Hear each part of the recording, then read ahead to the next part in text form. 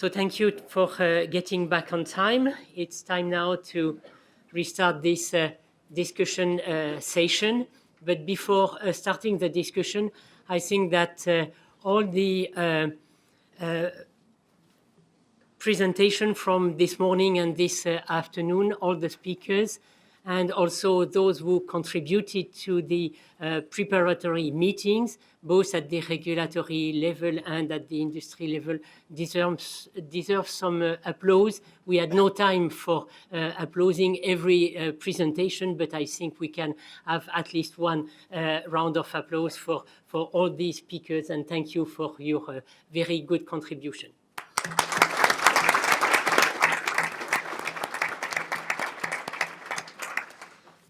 So having said that, maybe we can start this discussion session. We will co-chair this session with, I will co-chair with Markus Goese. So maybe Markus, if you want to start. Yes, thank you very much, Hugues. Actually, what we would like to announce, because Kowid was very busy already working on the guideline in the break, we would like to shorten a little bit our discussion because he has already prepared some very, very helpful slides for the audience as a kind of take-home message. So we would like to finish the discussion around 4:40 to give Kowid a bit more time for the presentation in the end. And actually, to start this discussion, we have 2 points received from Kowid as a kind of wish list, points we should actually start the discussion with. And if I may start the discussion, the first question is actually around terminology. And I mean, we have all heard and seen how important the terminology is, continuous versus continued. But another aspect of terminology where Kowid is seeking some input in this discussion is actually characterization. So process characterization, what does it mean? Again, process evaluation, verification, continued verification. Do we all have a common understanding? And I would suggest to start with the characterization and would like to invite the audience to provide your views on that. Yes, please. So, Luis Moraga from BMS about process characterization. So process characterization, process development. So process development is our way to actually change variables to deliberately achieve the best outcome. Process characterization. The reason why we separate, at least in our company, is that we are deliberately trying to change multiple variables in order to understand the interactions between them. So I think that's the main differentiation that we have, and we call it internally process characterization. Although we do believe is a continuum between development up to process characterization, and ultimately the process is only fully developed after you finish process characterization. So.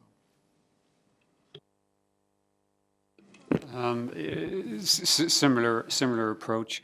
You might think of process development as putting together, they are designing the process scheme. And once process scheme is fixed, the systematic evaluation of impact of parameters on process performance, especially across ranges of those process parameters, comprises process characterization. As you defined it in the slides, Kowid, your process evaluation defines process characterization satisfactorily from my perspective, and generally our company's approach. Yeah. I have to admit I'm a little bit puzzled about the characterization versus evaluation distinguishing. So for me, it was always like the characterization is there the process is fixed or almost fixed, and everything before is process development. So I think there is some uncertainty, especially when I look at the slide, at your last slide in the first session, where what is mentioned under the process development, like development strategies, CQA, CPP identification, DOE studies, interaction studies, and design-based development, that are all points that are under the development section, and I would see them more under the process evaluation section. So I think, yeah, for me that's not really clear where what is. And I think we have lived a little bit different.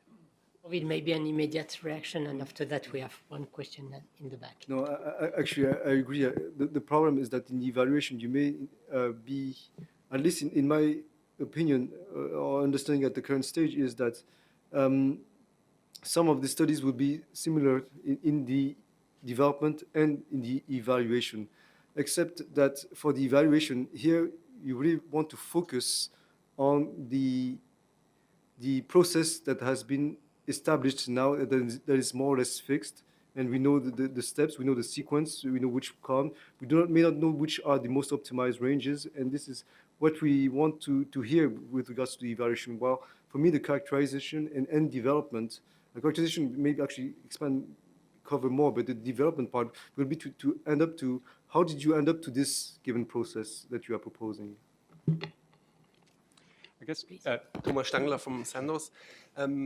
I was also puzzled by the distinction between process characterization and evaluation, because in my perception, the requirements for process evaluation are covered in our company by process characterization exercise. And the process characterization exercise is where we establish the proven acceptable ranges. It's done on the final commercial process. Actually, the process is fixed at this point in time. We would use, if you would like to do it, also this exercise to establish the design space in alignment with ICHQ 11. We would have actually inserted this information into the development section of the dossier 2.6 and not in the evaluation section. And here I'm a little bit wondering what the implications would be if we would have to include this information in the evaluation section and not in the development section, because at least in our company's quality system, having something in the validation part of the dossier triggers other requirements than in the development section. We would have typically to have validated methods. We would have a less scientific approach, a more formalistic approach, having predefined acceptance criteria. So we probably would rather confirm than results than really establishing understanding. So therefore, I'm a little bit worried about the consequences this might have in some companies. I don't know how other companies are in this context, but so process validation definitely triggers other expectations in our context and process development. Are we confusing ourselves with new terminology again? We're just inventing a new name, evaluation, for process characterization, largely. That's what it feels like. So, let's take care if that's the case. What I saw on the slide for process evaluation describes, small-scale studies, activity to support PARs. We've called that process characterization for years. So maybe we could make lives easier for ourselves. Right? Just Maybe, to yes, quickly Kowid react and Martin. on the word evaluation. Actually, this is in ICH word, and when you read at the ICH Q5, for instance, Q5A, we're not talking about validation, viral safety validation, but evaluation. And it's really to understand and the justification of different models to justify at the end the outcome would be that it is in a validated state. So this is why I would prefer to stick with words that has been officially agreed at a given stage, rather than characterization, which has not been used in any regulatory documentation so far. Martin? Thank you. Well, to the same extent, because I at least had the idea that this division of validation activities into verification and evaluation at least was useful from a certain perspective, because, well, this is maybe a little bit simplistic, and I've been told this already by several people, but so to say, the verification more or less reflects the full-scale at target activities, while the evaluation is more or less equal to all kinds of, so to say, additional activities at the edge of at small scale. So, and I felt at least that would be at least a useful basis, not as final thinking, but for further discussion on okay, how could we describe these validation activities further? And I think it's very good that this issue is on the table, and to hear your feedback on, okay, is this indeed really a helpful division, or does this create more confusion than it will resolve? So it's an important discussion. So in this case, in the guideline, what will be important is to really fix the terminology which has to be used, so that we know exactly where this type of data should be submitted in the relevant part of the CTD, not to have too much confusion. And for me, even the term of characterization may be confusing because we are also using characterization for the drug substance. And indeed, this is a sort of descriptive exercise you are doing with characterization, whereas for evaluation, you are indeed doing an exercise where you demonstrate that the process in this case is fit for purpose. So maybe we have definitively to fix this definition in the guideline. Not to prolong the discussion on characterization and evaluation, I think we have now heard all the possible interpretation and opinion, but it's clear that we need now to have a clear definition on that. Maybe another terminology on which we had some difficulties during this workshop was on the performance indicator, consistency indicator, performance parameters, process parameters. Any immediate reaction? Again, with the thinking of where we will put this data in the relevant documentation. So this is why the terminology indeed matters in this case, to be sure that the information you provide in your dossier is at the right place so that there is no confusion for the regulatory people. Yes? Sorry to regress back to that process evaluation. So is that going to still be 2.6 in the validation section or 2.5? Because historically, we always been 2.6. CTD mentions 2.6 is evaluation / validation. Oh. 2.5. 2.5 is evaluation. Yeah. So it will be 2.5. 5, yes, sorry, I meant. I just want.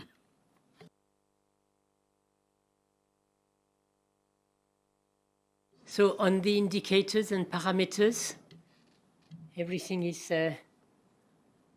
okay? No surprise? Yes, please. Just to reinforce what we said in the morning, I mean, I'm very maybe passionate about it, but for me it's important that this distinction between inputs and outputs is clear, and that parameters really reserved for inputs. And this is when you describe your process, for example, in S22, you will list there the process inputs, the process parameters, and not the process outputs. These are described elsewhere. So, but the inputs described how the process is designed, and this is what's filed in S22, and these should be the process parameters amongst other information like raw material to use or something like that. Just one comment to that. Thank you. Any divergent opinion or interpretation? Why not?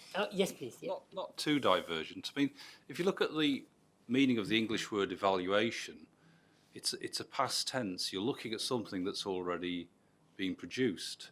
So, for instance, we have a product quality review, and we review the last year's production, and you evaluate your process. You evaluate whether it behaved itself, whether it was drifting out of specification at some point, and what you had to do to correct it. So that, to me, is an evaluation. It's a past tense thing. When you're characterizing a process, that is trying to find out something about it and maybe varying it slightly to try and see why something changes. So characterization from the English dictionary version, I think, is more you're still trying to make observations and find out what's happening, whereas evaluation, I think, is slightly further down the line, possibly.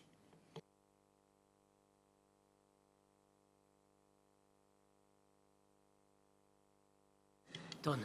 Coming back to the performance indicators, before that we were handling the process parameters and the critical ones, which is in accordance to ICH, linked to the critical quality attributes. Now, is it clear, or will it become clear from the guideline how these performance indicators are or are not supposed to be linked to quality attributes, or is it just in terms of consistency of whatever?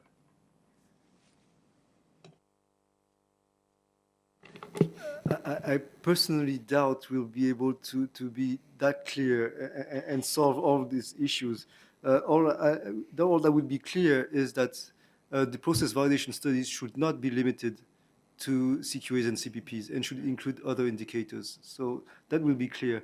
Now, the link between CQAs and indicators, I doubt we'll be able to really solve this in this document. So in other words, for you, Kowid and Ton, indicators could be more than the quality attributes or the process parameters. To me, it would. No objection for that? Yes, please. Meg Leahy, Pfizer, just a clarification. So I think Enda earlier in the day talked about the critical process parameters and how there'd be two tiers. And I think we look at them within Pfizer as critical, key, and non-key. So I think for clarification for me, are you saying that as part of the process validation, you would look at your critical process parameters that are linked to your CQAs, but also that the performance indicators would be something in that key bracket that we currently think of it as? Not to add another terminology, another term, but thank you. I think here I'm going to base my response on what has been approved in scientific advices at BWP before. And what we agreed on, whether or not we will still agree on this approach in the future, at least nobody was against this approach, was to first the discussion is, does it have an impact on CQAs or not?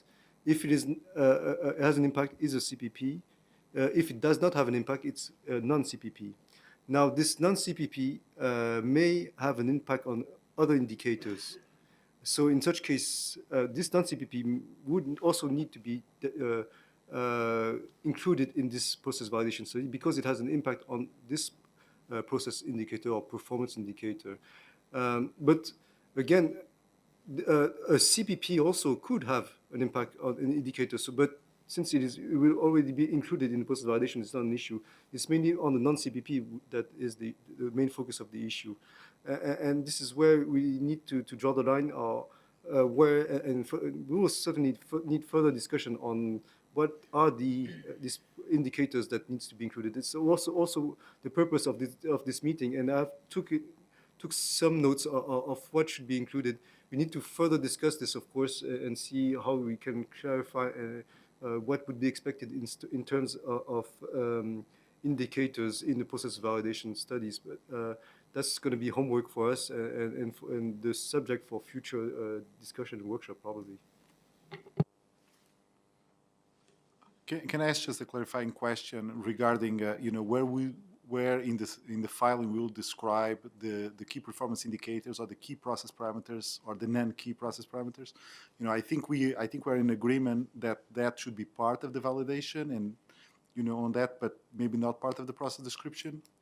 I think that's an important question. Assuming that what we describe on the process description is actually legally binding. So.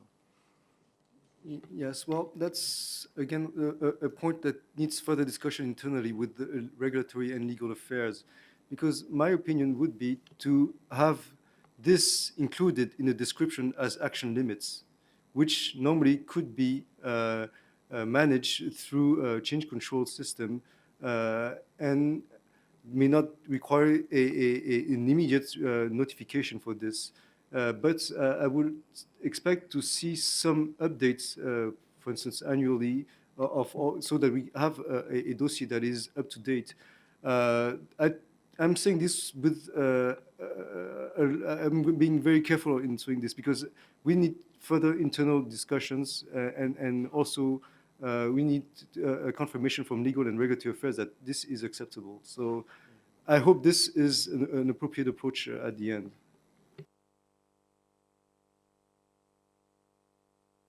Martijn and Bridge.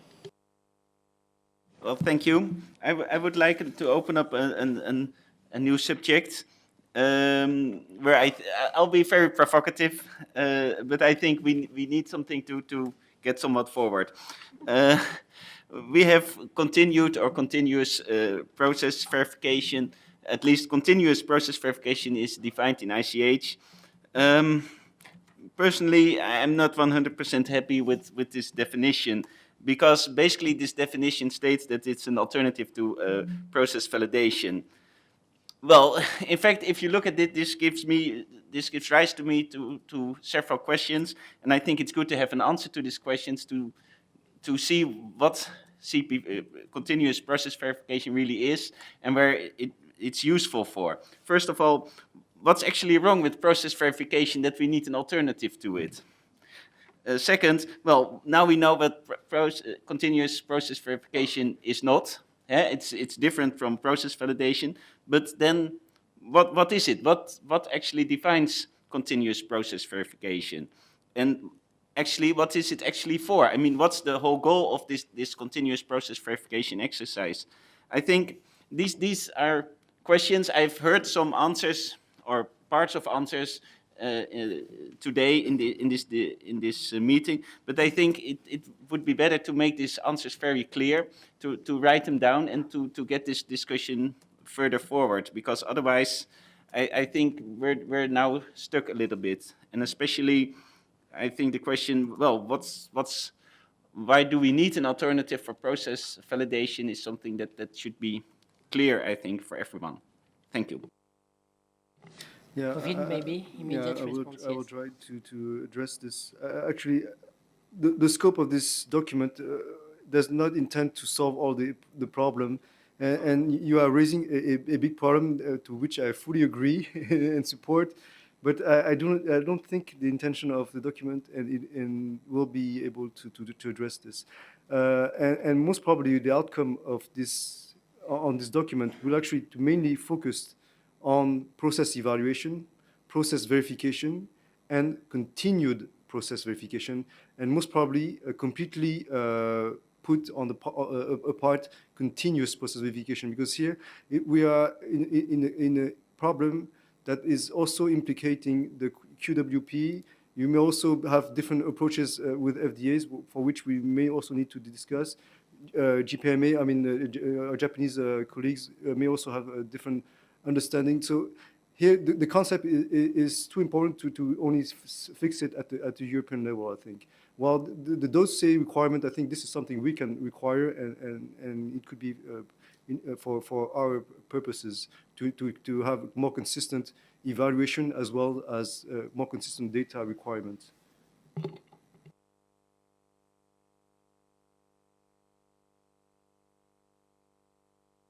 We have actually another item on Kowid's wish list, and this was around the justification of the proven acceptable ranges and the normal operating ranges. And maybe, Kowid, you can trigger the discussion a little bit on what you would like to have clarification on. Yes, but well, this is also linked to different discussions we've had at different levels on how do you approve proven acceptable ranges, and what do we consider normal operating ranges.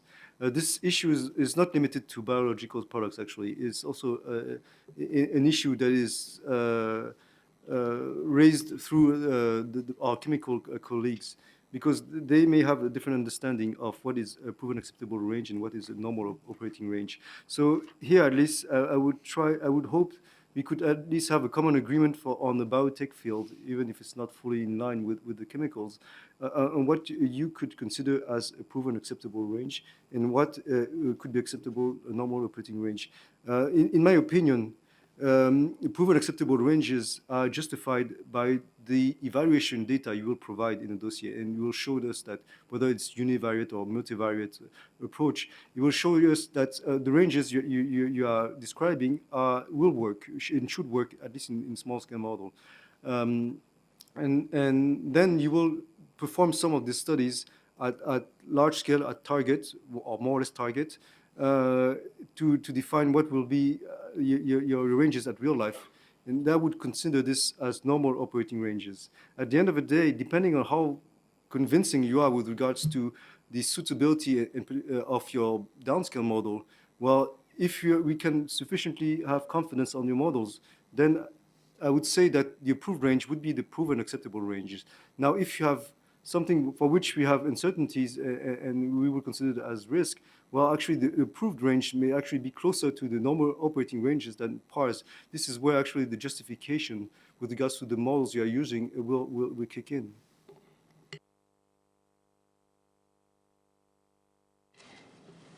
Yes. Yes, Stefan. Yeah, it's you are completely right. The proven acceptable range should be, let's say, underlaid by data which are obtained via small-scale studies or worst-case linkage studies. But the consequence is that if you exceed the normal operating range, you have to trigger a deviation, an investigation, and upon this investigation, you can decide whether your product is still, let's say, acceptable if you remain within an acceptable operating range. So what you usually have in the dossier is the normal operating range. If you exceed this normal operating range, then you have to trigger an investigation, and then you can freely decide, depending on the risk assessment, what happens to your product. And actually, the consequences should be defined in the dossier. This is, I guess, one of the important, let's say, messages what we should give here. So if you exceed the normal operating range, but you are still within the normal acceptable operating range, then the consequences should be clearly defined in the dossier.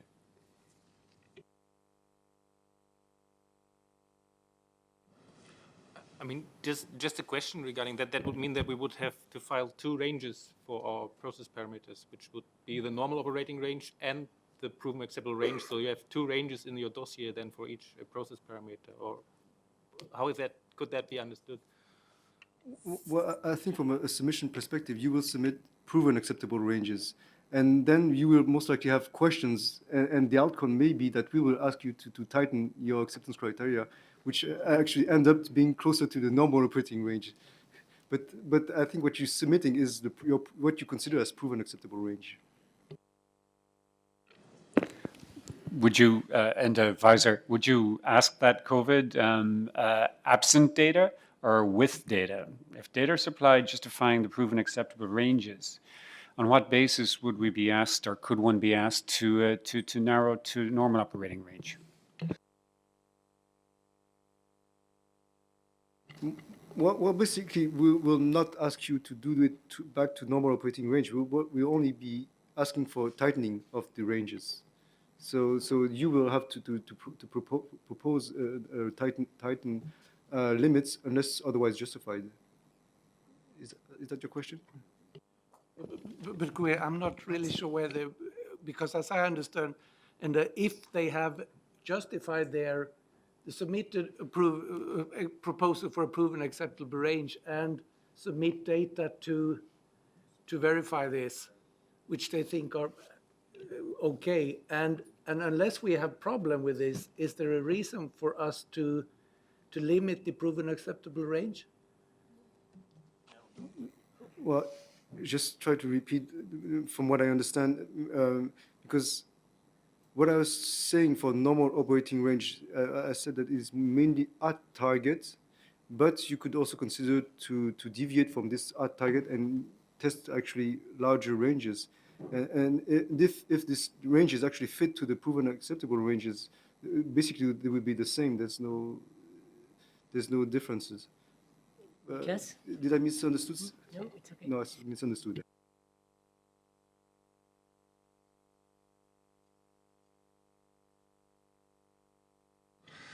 I think we should mention a discussion we had at the EMEA PAT team with someone who is very knowledgeable about multivariate statistics.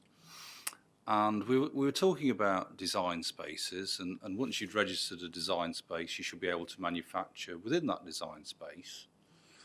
However, because that design space is made up of dots joined together, interpolation, if you like, you can't do an experiment to represent every single, point in a design space. You have to interpolate to join the dots.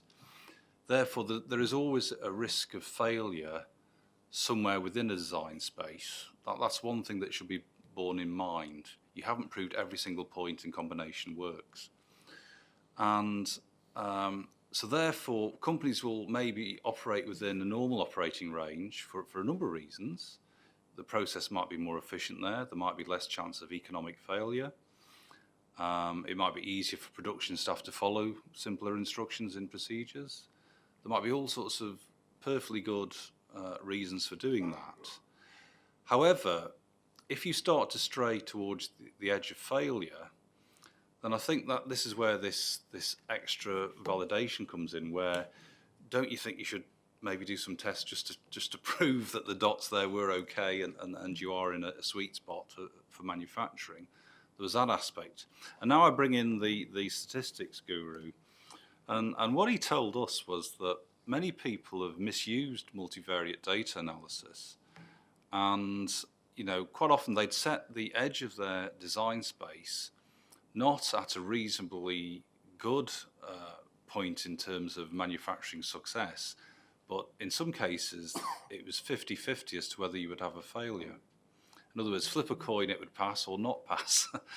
And that was quite alarming to us as regulators, because we hoped that companies would have sufficient statistical knowledge to maybe set the edge of failure at 95% or 90% or whatever was deemed reasonable for a biological process.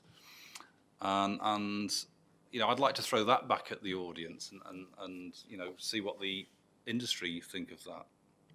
So immediate reaction, 1, 2? Yes, one comment to this is that the way how we set our specifications, you have to acknowledge that even the at-scale process run at target has a certain probability of failing.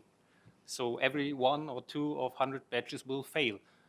And to our opinion, when you claim a design space, this is a space where you have a reasonable confidence that the process will be delivering the right product quality. The design space will never be a bulletproof place where every batch in 1,000 batches will be successful.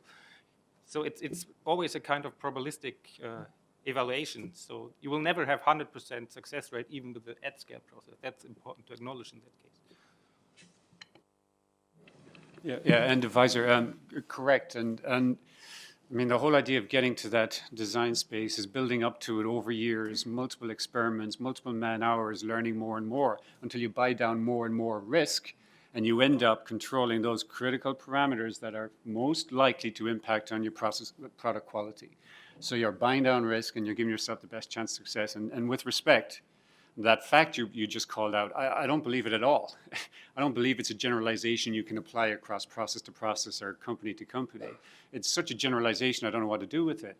That we operate with a 50-50 chance of failure. I mean, come on, we would have great examples of much better success rates than that, and I don't buy it. Thank you. Well, I think the mere fact whether or not this interpretation of the model is fully correct is irrelevant, at least for the discussion now. I think it reinforces the point that no model is 100% reliable, and I mean, you pointed it out, and I fully agree to that. And I think it reinforces the point that even if the process is perfect under control, then even then at the end you need some release testing and control to see not only did the process perform well, but did we really get the desired product? And so this will introduce a certain amount of redundancy in the control strategy. But I think the redundancy at the end of the day is necessary. I just want to come back, Luis Moreira again from BMS. I just want to come back to the proven acceptable ranges and to the normal operating ranges. So I think in my perspective, the proven acceptable ranges are actually the acceptable ranges that we should be filing. Now, a company may decide that they actually want to operate with higher capability and then operate at a different range, you know. And I think if they choose to do that, you know, then, you know, you just have a smaller range that you're operating. But I don't think we can have a situation where, you know, because, you know, we have a proven acceptable range and now we're going to shorten the range just because we don't believe the data. So we either, you know, have a situation that the proven acceptable range is proven or it's not proven. You know, you cannot have, you know, it's like pregnancy. You either are or you're not. Now, I understand that the issue with the data, you know, how we deal, and I think the definition of edge of failure, of course, will be variable, you know, on that, because it depends on the variable. Is this a linear mechanism? Is it quadratic? Is this logarithmic? I think there will be a lot of those things now. But I think you know, there will be processes because for capability purpose or business considerations, you know, our effective, you know, or normal operating range, the way we operate, is actually tighter than our proven acceptable range, you know. But I think if we do that and that's what we file, then, you know, at the same time, you know, that's what we have to deal with, what we do if we are outside of those ranges. So then becomes your de facto range. You cannot have it one or two ways. So we actually, I think, have to be clear on this point, because I think there is some confusion on the comments we're having on this. But again, in my view, the proven acceptable range is really the range that you prove. Now, a company may decide to actually file a range which is shorter, but then they have to deal with that as they deal, irrespective if it's proven or not. That's the range that you file. So.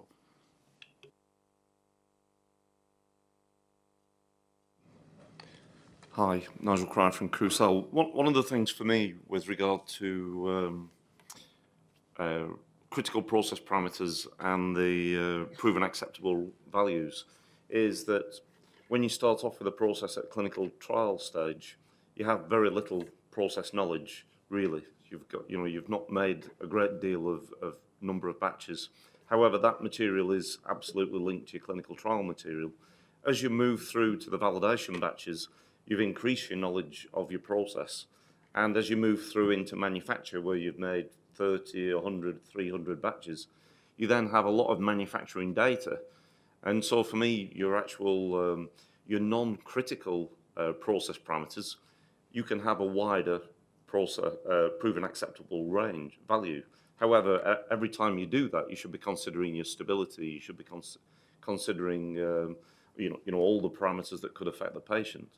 But your critical process parameters, in contrast, you should be getting more and more control over. So for me, it's a learning experience between clinical trial, validation, and then 1 year, 2 year, 3 years on the market. These are just facts. And I think the idea that when we look at non-critical process variables, that we're going to tighten those just because we only manage them within a tight range, the impact on industry is huge from this. So we need to understand what actually is critical to our process and control those things tightly. The things that are not important to our process, then this is where the proven acceptable values come in.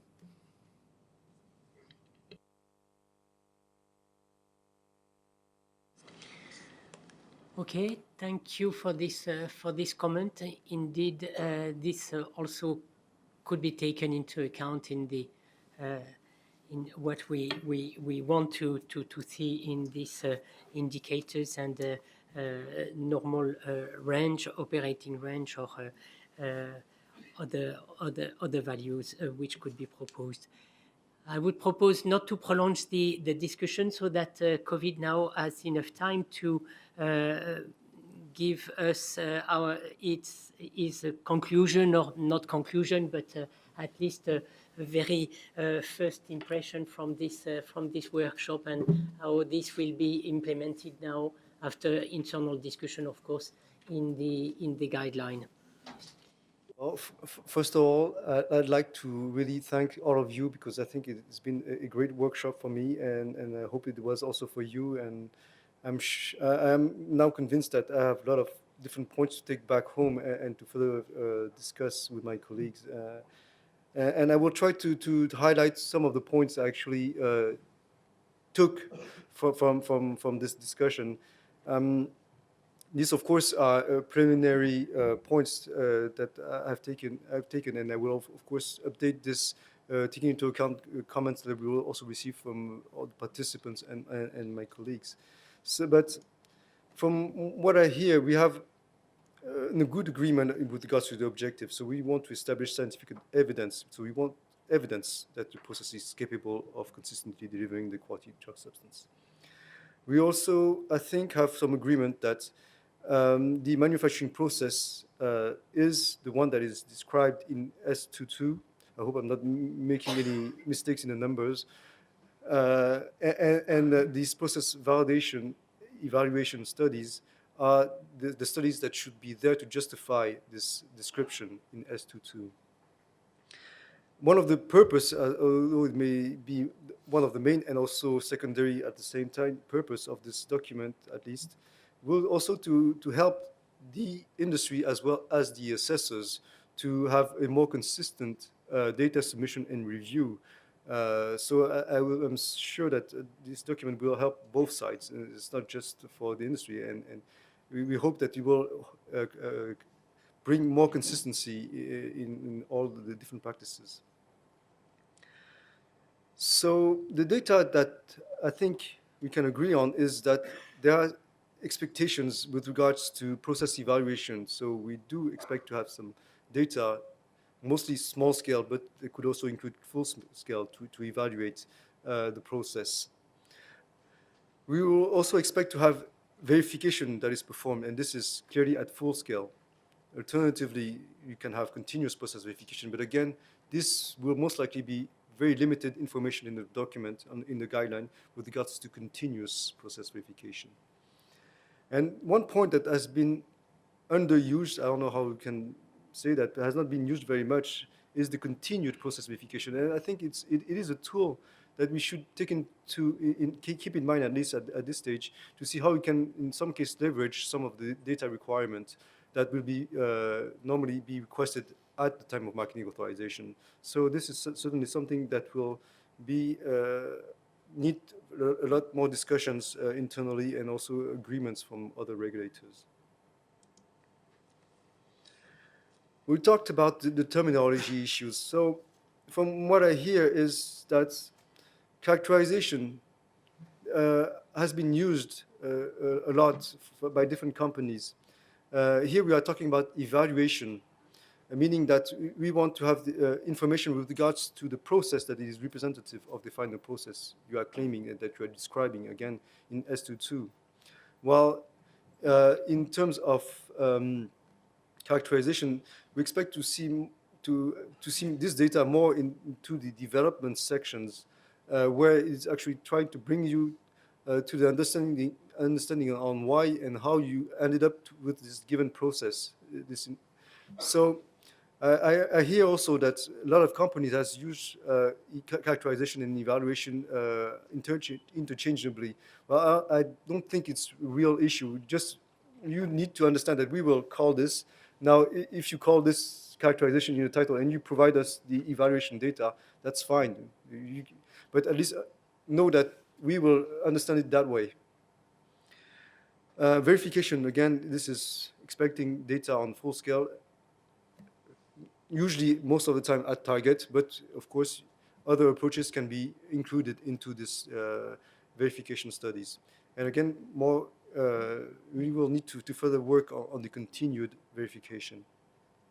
Talked about also the indicators. Now, this is still a difficult point to really conclude at this time. But what I hear is that, well, we may need to further discuss and differentiate the inputs from the outputs. We may also need to focus on the wording and decide at the end of the day what is the wording we will want to use in the document, and hoping that at this stage you will be able to understand what we mean behind this word. So one of the points that is still difficult is where to draw the limit in terms of indicators to be included in the marketing authorization application. And certainly, we have a discrepancy in the industry and the regulators at this stage, because regulators do want to see some of this document information. Not that industry does not want to share this information. I heard many companies actually are fully willing to share this, but are afraid of the legal consequences of sharing such information. So we need further discussion on this point internally as well as with industry. So this is, again, to summarize these issues with regards to CPPs, non-CPPs, but also to mention, again, I only focus on the non-CPP because this is where there's the most issues. Although we should normally be focusing on CPPs because these are the most important one. The discussion is more on the non-CPPs because this is where you have different views. So again, CPPs are the most important one. I had to say that at one time at least. But again, we will expect to have other information. With regards to justification of PARS, so I didn't see any major disagreement with the point that is mainly based on the evaluation data that will be provided. I have heard discussions about potential excursion from the PARS. Personally, I believe that this is not the topic of the document, and if the excursion, that should be exceptional, and that should be handled by GMP code through GMP procedures. With regards to normal operating ranges, well, this is not something that is really something requested. This is more because this is a terminology that has been used many times in many documents, and to agree on how this is based on, what is it based on? Although at the end of the day, what we're asking for is what are the ranges that you are describing in your process description, and how did you demonstrate that these ranges are appropriate? So these will be the proven acceptable ranges that will be submitted in your dossier and that you will be justifying. And then, of course, the justification, we may not fully agree with this and may lead to some adjustment afterwards. But we normally should only focus on the proven acceptable ranges. Now, I updated this table a little bit because at the end of the day, I thought it would be a very different understanding of continuous and continued process verification. But at the end of the day, it sounds like you have done a very, very good job yesterday night and smoothed out a lot of the issues and actually coming out to at the end of a good agreement with what we also understand. The only thing I added is actually the last line is in terms of marketing authorization, where actually in case where you claim a continuous process verification, such data would be expected to be at the time of the marketing authorization application.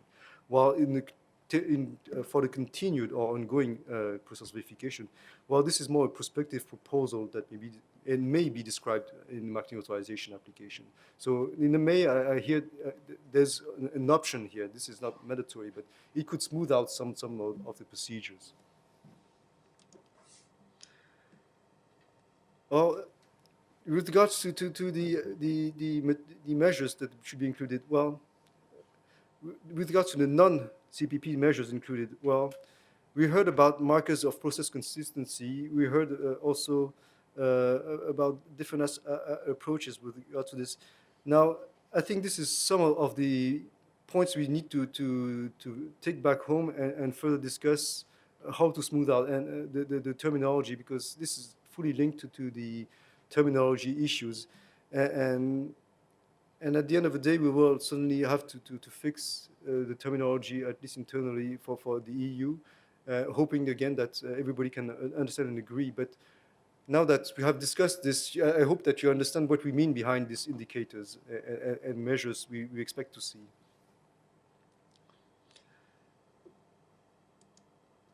With regards to the upstream process, now I've heard also that genetic stability has been appropriately covered by other guidelines. Now we're at the stage of validation. Actually, most of the study has been already performed, so this would certainly not be covered in this document. So we certainly will remove this. Now, with regards to the process parameters and quality attributes to be tested in the upstream, so we heard about the inputs, the outputs. I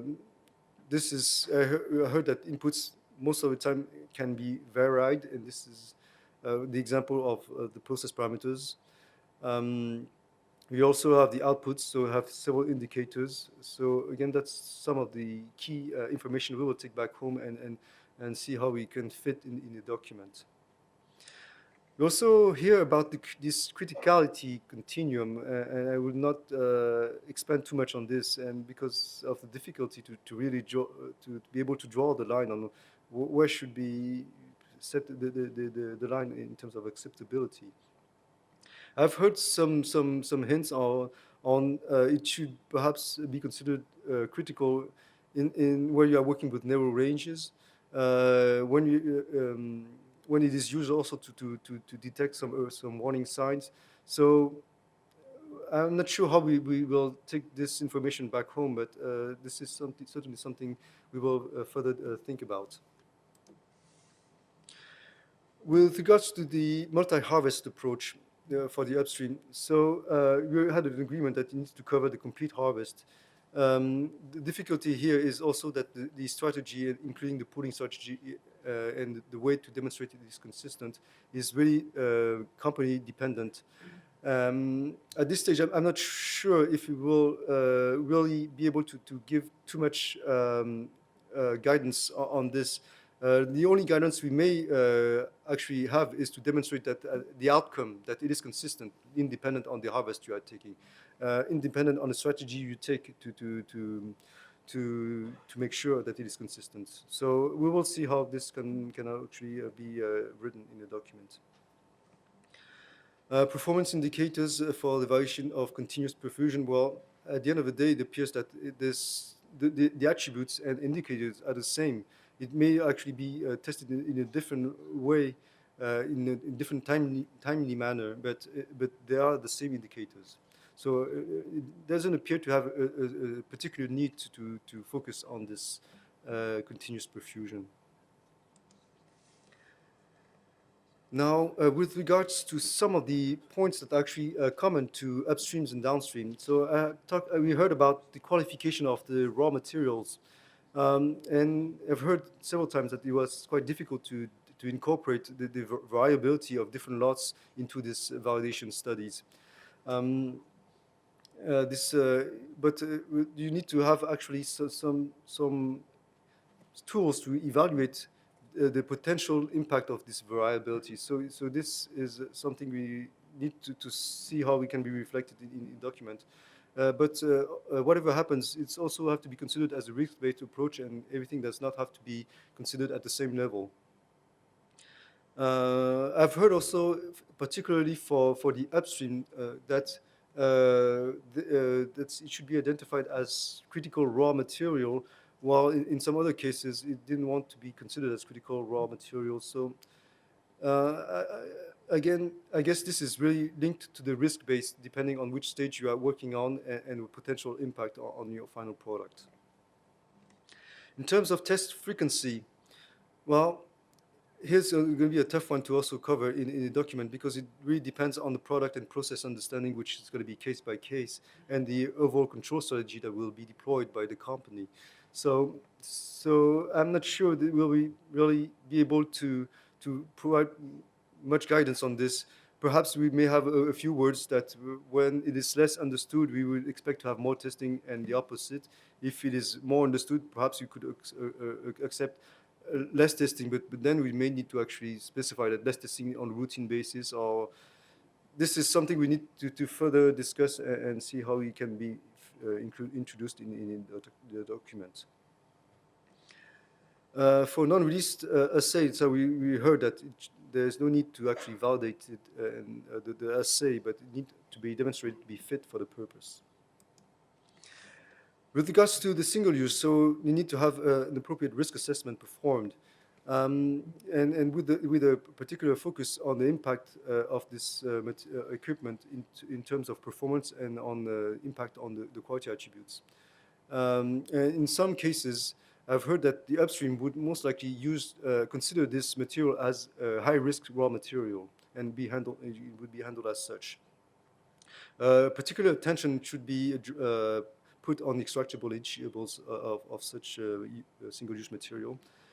You also have discussions on the quality of the bag and the qualification of the bag. Is this sufficiently covered by vendor qualification and from GMP practice? So that would be discussed, but I believe that we most likely will put the responsibility on the industry to appropriately qualify the bags. But on the other hand, to have the appropriate evaluation of the extractables and leachables. Then the same principle basically would discussed with regards to downstream and upstreams here. With regards to multi-facility, so we'll expect to have a list of the differences that are between the different sites and facilities, and with their justification. Now, how far can we stretch these differences? Now, this is where it is really difficult to draw the line. And I guess some of the hints we received also was that, well, one of the lines could be to consider what is the purpose and the output of this different steps that may have been varied. Are they still the same output? Do they still have the same purpose? So these are some of the points we will take back home also. Of course, whatever happens, you will need to perform a proper risk assessment to assess the potential impact and perform appropriate comparability exercise. And process validation will have to be performed and cover both, all the sites that are considered.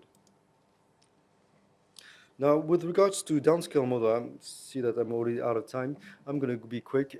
It's incomplete, and it's an incomplete representation, but we clearly understand that it is needed. And we also will need the scale-down model to actually justify the evaluation studies. So whatever happens, we will need it. Now, you will need to have a proper description and justifications of the inputs that goes into the models, the design and the outputs. And certainly, we will hope that this will be a good models to be able to explore larger ranges than you would normally be able to do at large scales. So I heard also that we should handle the different measures differently, whether they are actually product quality attributes or indicators or other characteristics. And you have to put different weights depending on the output and what you are trying to predict here. Whatever happens, you need to make sure that the output of this scale-down models match the results at large scale manufacturing at target. Statistical approach would be ideal, but may be difficult to conclude since we will have limited number of full-scale batches. Now, in case where you don't have non-equivalence or offset, so I like the quote I quoted. It's a question of confidence. How much confidence you will bring into these justifications, and how convincing you will be actually. And it will also depend on the purpose, what you are trying to predict with this model. It will depend on what you are doing to actually compensate the lack of equivalence. For instance, by a proper control strategy, there could also be an argument to say that this is still acceptable even if you have an offset, a proper continued process verification strategy.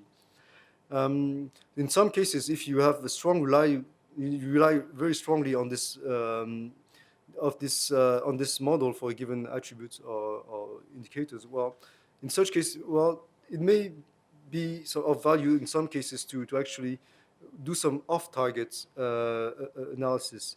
Apparently, it doesn't seem to be doable at the downstream level, but there could be apparently done at the upstream level. Actually, I mixed up. Actually, it's the reverse. It is doable for the upstream.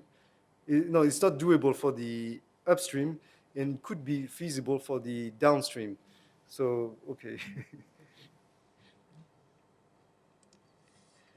With regards to processing, so we agreed actually that it should be an extraordinary event. So you need to have the reprocess, make sure that reprocess step does not have an impact on the quality of the product.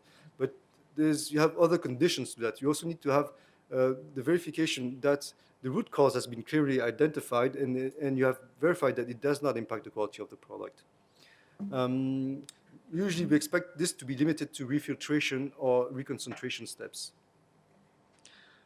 We have little discussions with regards to adaptive and feedback loops, and I think it will be simply excluded from the document. Hold times, well, we have some talk about long and short time storage, and it could be handled differently. So we also discussed about the cumulative studies that may be required. Some people said that it would be accumulating will, although it in theory could occur, it is unlikely to really occur in real production situation. And it would, in that case, be reasonable to request such cumulative studies. Well, I think here this is going to be case by case. If you have, for instance, a hint that you may have some stability issue with regards to the cumulative studies, well, there may be some request to have such cumulative studies. Does it mean that it has to be done at the time of macro-universalization? Well, this is again one possibility where actually this could be leveraged by a proper proposition of testing, for instance, in the continued process verification program. Pooling of intermediates. So when you do such pooling, well, you need to have a properly specified quality of the intermediates that will be pooled. You need to ensure the outcome of this is a consistent product, but you also need to demonstrate that from one pool to another, they are consistent to each other. And if you do request such option, it should be appropriately described in a dossier. Now, with the enhanced approach, well, this discussion was actually leading to the conclusion that actually the traditional and enhanced approach may not exist anymore, at least at this stage. And we're in the stage where in the continuous approach, which has more or less enhanced elements inside. And so we're in a mixture of these two approaches. So, but in enhanced approach, at least when we're moving towards more enhanced approach, well, we expect to see more integrated approaches, including non-clinical and clinical aspects in this approach, including a better understanding and description, management of the influence of CPPs and CQAs, and a better control of the materials, as well as a good understanding on the small-scale model. So in terms of flexibility, so that's a tricky one. Now, from a regulatory perspective, we will consider that flexibility is an outcome of what you have demonstrated rather than the aim of an enhanced approach. So if you have provided proper documentation, actually, the flexibility should come by itself, hopefully. And it's also one of the things I think you were not all aware of is that actually the amount of data and knowledge that is shared in a dossier is quite variable from a company to another. And I think some of you have realized that now. And just to conclude, now, at the end of the day, we will basically expect the same type of information, but the weight of each one of these aspects will actually be different depending on the approach you will be using. And for that, we'll conclude on these continuous discussions. And now I'm sure that we will have to continue this at a further stage. We would like to thank you all.